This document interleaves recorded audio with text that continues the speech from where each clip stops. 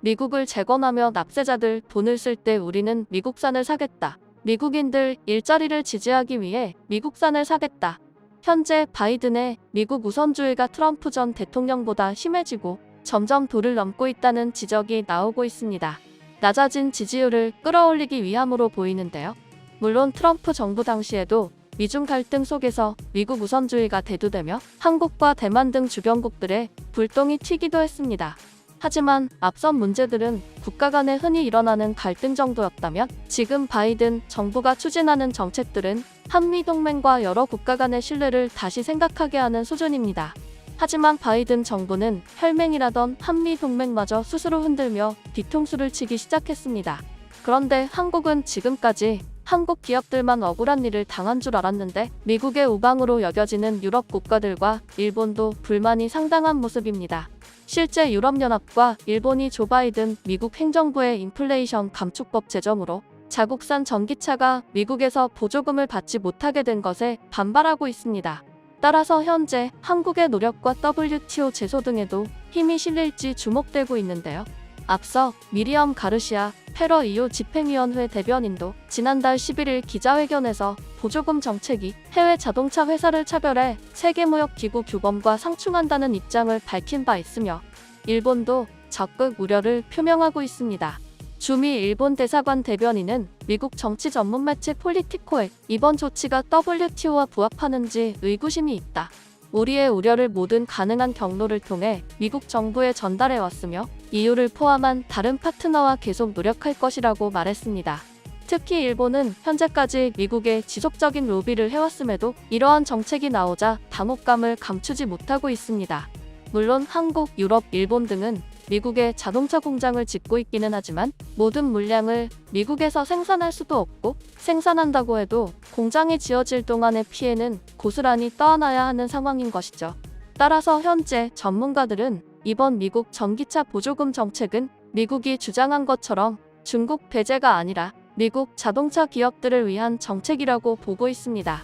유럽과 일본도 불만을 제기했지만 유독 한국이 거센 반발을 한 것은 불과 지난 5월 바이든이 현대 정의선 회장에게 실망시키지 않겠다고 말하며 협력을 약속했기 때문입니다.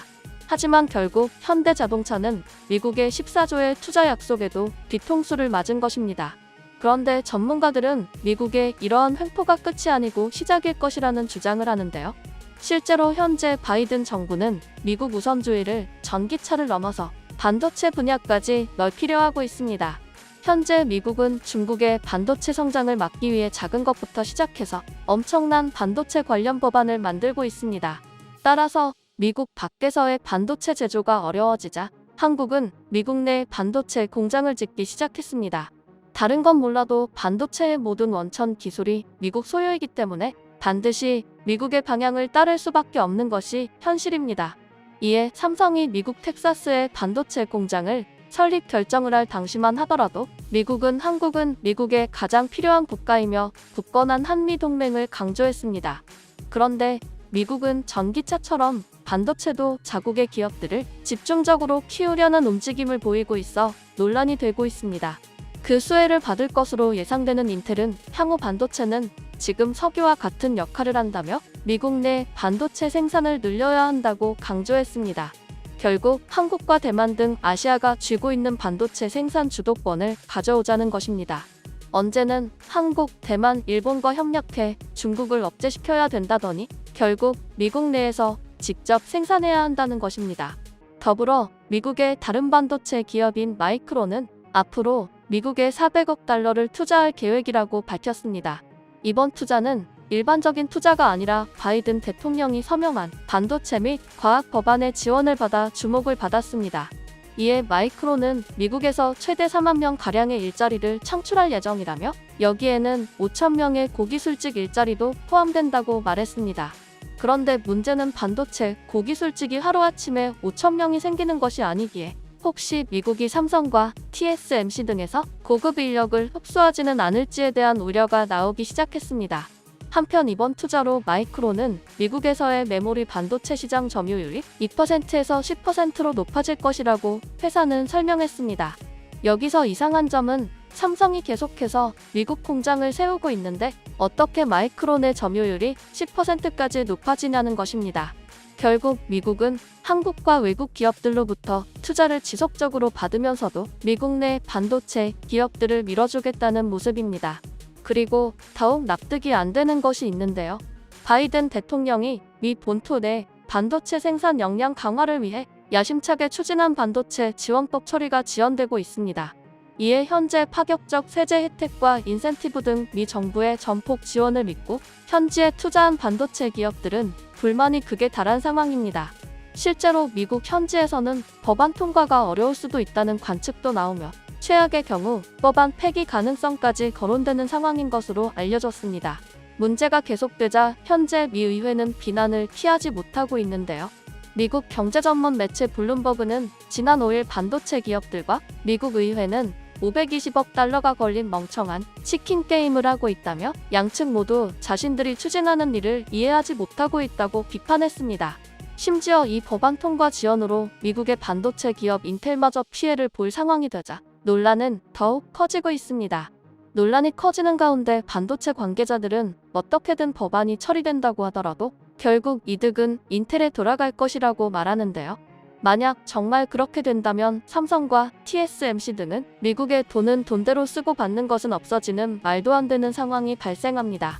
심지어 바이든 대통령은 한국을 놀리는 것인가라는 의문이 들 정도로 미국의 제조업 부활을 거론하며 연일 한국의 투자를 상징적 지표로 거론하고 있는데요.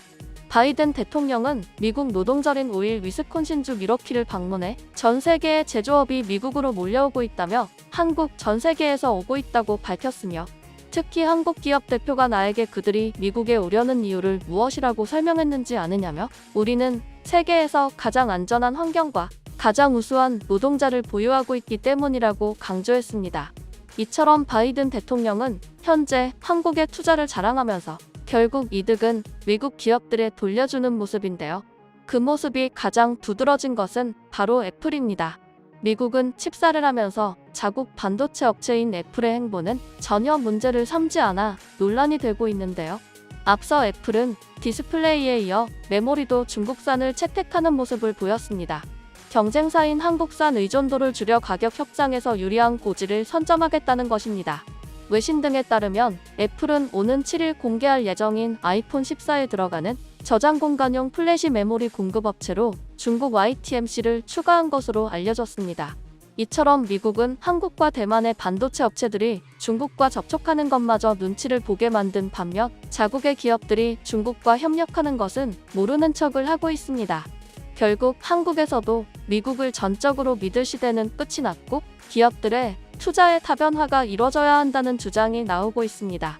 한편 미국의 뒤통수를 맞은 가운데 삼성이 특단의 조치를 취할 예정인 것으로 보이는데요.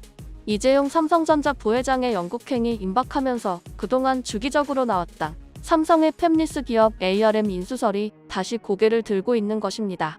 영국에 본사가 있는 ARM은 컴퓨터의 CPU와 스마트폰 두뇌로 불리는 AP칩 설계, 핵심 기술을 보유한 반도체 업계에서 독보적인 IP 판매 업체입니다.